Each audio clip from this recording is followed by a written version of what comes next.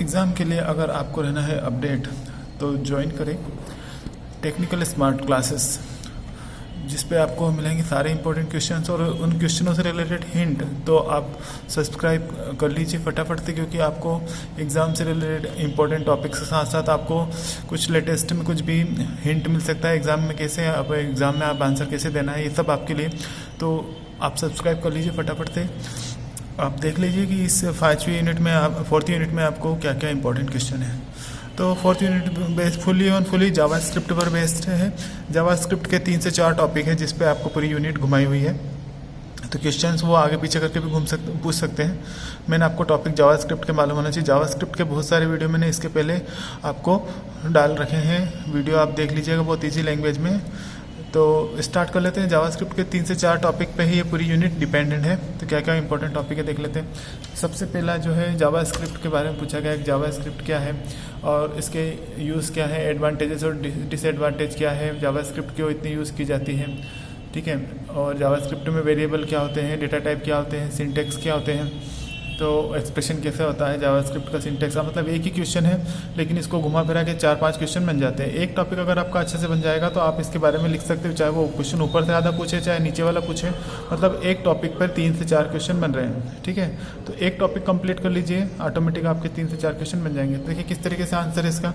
JavaScript को पूछा है तो जावास्क्रिप्ट स्क्रिप्टिंग लैंग्वेज है, मतलब आप जब भी वेब पेज डिज़ाइन करते हैं तो यूज़र उस पर काम करेगा, यूज़र उस पर कुछ भी काम करेगा तो वो कुछ भी मिस्टेक्स कर सकता है कुछ, तो उसको अलर्ट करने के लिए, उसको कुछ डायरेक्ट डेटा प्रॉपर तरीके से फिलअप करने के लिए हम कंडीशन लगा देते हैं और हम उसको क्लाइंट साइड पे जो भी डेटा है उसको हैंडल कर सकते हैं। तो ये सब पॉसिबल हो सकता है एक ऐसी लैंग्वेज जो इन सब के लिए आपको ये फैसिलिटी प्रोवाइड करे। तो HTML स्ट्रक्चर प्रोवाइड करता है, CSS डेकोरेशन करता है, लेकिन जावास्क्रिप्ट ये काम कर सकता है कि आप यूज़र जब भी आपकी वेबसाइट पे काम करे तो उसको आप कुछ स्टेटमेंट्स या कुछ उसको निर्देश या कुछ आप उसको कंट्रोल कर सकते हो। तो इसलिए जावास्क्रिप्ट एक स्क्रिप्टिंग लैंग्वेज है जो आपका क्लाइंट का वेरिफिकेशन मतलब वैलिडेशन करने के लिए, क्लाइंट साइड से वैलिडेशन करने के लिए और कैलकुलेशन के लिए भी आप बहुत सारे काम आपको कैलकुलेशन से रिलेटेड भी करवाना है तो आप कर सकते हैं।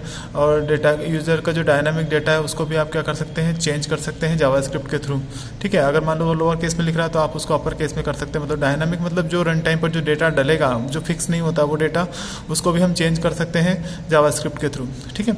तो ये हमारा जावास्क्रिप्ट के यूसेस हो गए हैं, फ़ायदे बहुत सारे हैं। और उसके बाद जावास्क्रिप्ट में वेरिएबल हम हमेशा एक लाइन में से var के वेरिएबल को डिफाइन करते हैं var कीवर्ड से और उसका नाम, ठीक है। तो ये वेरिएबल को डिक्लेयर सिंटेक्स भी इसका ऐसे ही होता है। वेरिएबल का कोई भी एक्सप्रेशन एक पूरी लाइन में आता है, वेरिएबल और उसका नाम, वेरिएबल का var और वेरिएबल का नाम और उसका फिर हम सेमीकोलन से फिनिश करते हैं। और ये इसके बारे में आपको और भी वीडियो में दिखाया गया है तो आप वहाँ पे देख लीजिएगा। तो इस पहला क्वेश्चन आपका ये कंप्लीट हो गया कि एक्सप्रेशन कैसे होते हैं। एक्सप्रेशन मतलब कोई भी आप इक्वेशन जैसे लिखते हैं वैसे ही जब एक लाइन लिखते हो तो वो इक्वेशन हो जाती है।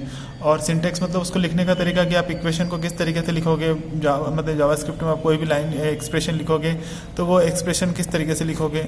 तो सिंपली मैथ्स जैसे फार्मूले होता है वैसे ही मैथ्स की तरह ही हम सिंटेक्स लिखते हैं, बस सेमीकोलन से फिनिशिंग करते हैं, ठीक है। एक्सप्रेशन किस तरीके से इसमें लिखा जाता है तो ये आप सब घुमा फिरा के एक ही क्वेश्चन को 3 से 4 टर्म में वो बता देगा, पूछ लेगा आपसे।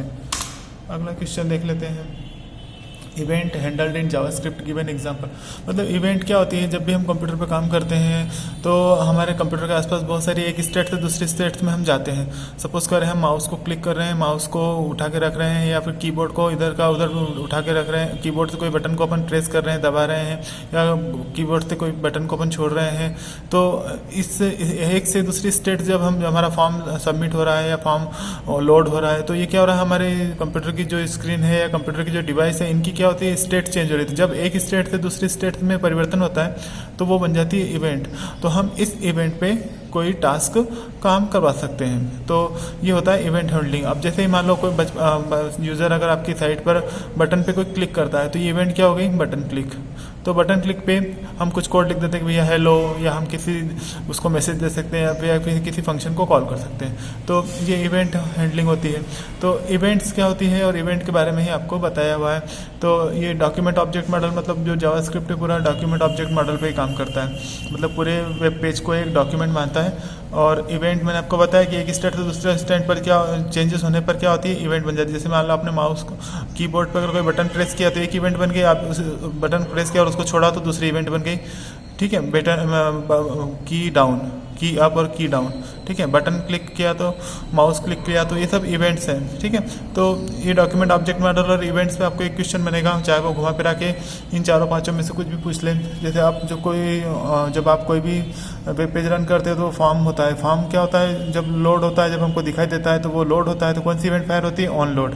तो ऑन लोड पे आप लिख सकते हो वेलकम या कुछ भी फंक्शन कॉल कर सकते हो।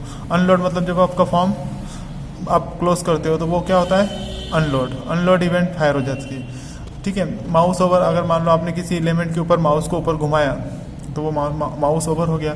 ऑन सबमिट मतलब आपने फॉर्म को सबमिट किया तो क्या इवेंट बन गई, मतलब उस पर भी आप मैसेज दे सकते हो कि आपका फॉर्म सक्सेसफुली सबमिट हो गया है। ऑन क्लिक, आप किसी भी मतलब बटन पे या किसी पे भी अपन क्लिक करेंगे तो क्या मैसेज दिखाई देगा, क्या टास्क आप परफॉर्म करना चाहते हैं। माउस ओवर, ठीक है, माउस ओवर 2 बार लिख दिया इसमें शायद मैंने, ठीक है। On focus and on blur, अब मान लो किसी पार्टिकुलर आप एलिमेंट्स पर आप जैसे क्लिक कर रहे हो या उस पर फोकस मार रहे हो तो कौन सी इवेंट फायर होती है, ऑन फोकस, और उससे दूर जा रहे हो तो ऑन ब्लर। ये भी पूछ सकते हो, दोनों अपोजिट क्वेश्चन ऐसे पूछ सकते हैं, ऑन ब्लर और ऑन फोकस में अंतर बताइए, ठीक है। तो इस तरीके से ये क्वेश्चन आपको पूछा जा सकता है, ठीक है। तो इसके बाद फिर ऑन चेंज मतलब अगर आपने फॉर्म में किसी एलिमेंट को अंदर आपने चेंज किया तो आपको वो भी आपको चेंज कर सकते हैं, ठीक है। मतलब ऑन चेंज होने पर आप कुछ इवेंट फायर करके लिख सकते हो, ठीक है। अगला क्वेश्चन है what is different types of operators in JavaScript explain, ठीक है। तो विभिन्न प्रकार के जो ऑपरेटर्स होते हैं वो भी आपको यहाँ पर बताना है, क्योंकि ऑपरेटर्स ही आपका कोई भी टास्क परफॉर्म करते हो तो उसमें आपकी मदद करते हैं विभिन्न प्रकार से। उसको आप क्या कर सकते हैं, विभिन्न प्रकार के ऑपरेटर्स को यूज़ करके आप अलग अलग तरीके से जो भी आप रिजल्ट निकालना चाह रहे हैं, जो भी आप काम करना चाह रहे हैं यूज़र के अकॉर्डिंग, तो वो आप ऑपरेटर की मदद से आप क्या कर सकते हो, टास्क परफॉर्म कर सकते हो, एक्सप्रेशन परफॉर्म कर सकते हो। तो बहुत सारे ऑपरेटर होते हैं, रिलेशनल ऑपरेटर होता है, अरिथमेटिक ऑपरेटर होता है, कंडीशनल ऑपरेटर होते हैं, ठीक है। तो इस तरीके से अलग अलग ऑपरेटर आपको यहाँ पे बताना है। इसके बाद फिर है branching and looping statements in JavaScript, मतलब जावास्क्रिप्ट में ब्रांचिंग एंड लूपिंग क्या है। ब्रांचिंग एंड लूपिंग मतलब कंडीशन के बेस्ड होकर जब कोई काम किया जाता है तो वो ब्रांचिंग और लूपिंग हो जाता है, ठीक है।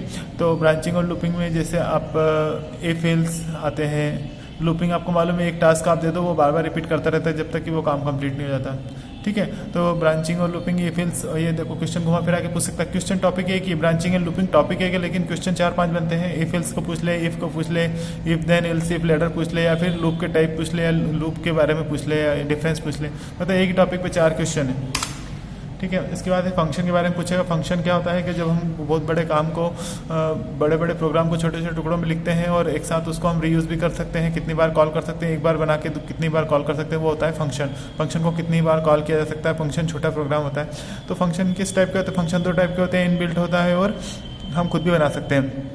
इनबिल्ट फंक्शन खुद के लाइब्रेरी फंक्शंस होते हैं, यूज़र डिफाइन मतलब हमारी इच्छा से भी हम फंक्शन बना सकते हैं। तो फंक्शन को रीयूज़ करने के लिए बनाया जाता है कि एक बार बनाओ और कितनी बार उसको कॉल कर सकते हो। तो फंक्शन को आपको ये 2 या 3 क्वेश्चन टॉपिक एक है, लेकिन 3 से 4 क्वेश्चन इसमें बना, तो इस तरह देख लीजिए क्वेश्चन किस किस तरीके से पूछा जा सकता है।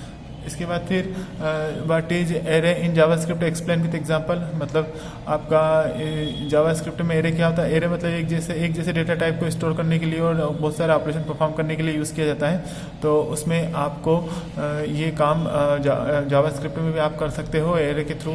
तो एरे किस तरीके से था इसका भी क्वेश्चन एग्जाम में पूछा जा सकता है, ठीक है। और एक लास्ट क्वेश्चन आपका और रह गया है, वो है कि आपको लास्ट में एक क्वेश्चन और रह गया है, एक है आपका अलर्ट प्रॉम्प्ट, और एक क्वेश्चन सॉरी है alert prompt and confirm.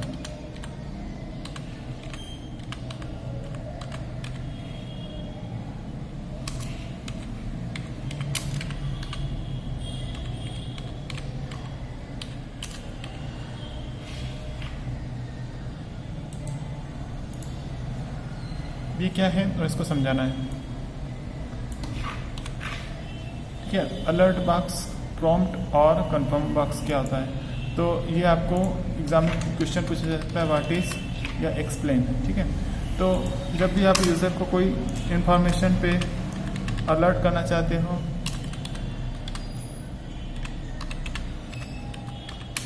Explain, alert, prompt and confirm. मतलब हम यूज़र से जब भी कोई अलर्ट करना चाहते हैं तो एक हमारे पास इनबिल्ट फंक्शन होता है अलर्ट, इससे आप यूज़र को अलर्ट कर सकते हो, मैसेज दे सकते हो। प्रॉम्प्ट मतलब यूज़र से आप अगर मान लो कुछ डेटा लेना चाहते हैं तो प्रॉम्प्ट, और कंफर्म से अगर आप कुछ चीज़ कंफर्म देना चाह रहे हो तो वो बने बनाए फंक्शंस होते हैं इनबिल्ट, तो इनको आप किस तरीके से एक्टिवेट करोगे आपको पूछा जाएगा। तो याद रखना ये क्वेश्चन भी इंपॉर्टेंट है और इसका नंबर क्वेश्चन नंबर 8 है। ठीक है, तो ये क्वेश्चन भी आपका एग्जाम में पूछा जा सकता है। तो अगर आपको ये वीडियो अच्छा लग रहा है और अगर एग्जाम में अगर आपको और भी कुछ इन्फॉर्मेशन चाहिए तो फटाक से कमेंट करिएगा, लाइक करिएगा, सब्सक्राइब करिएगा। Thank you.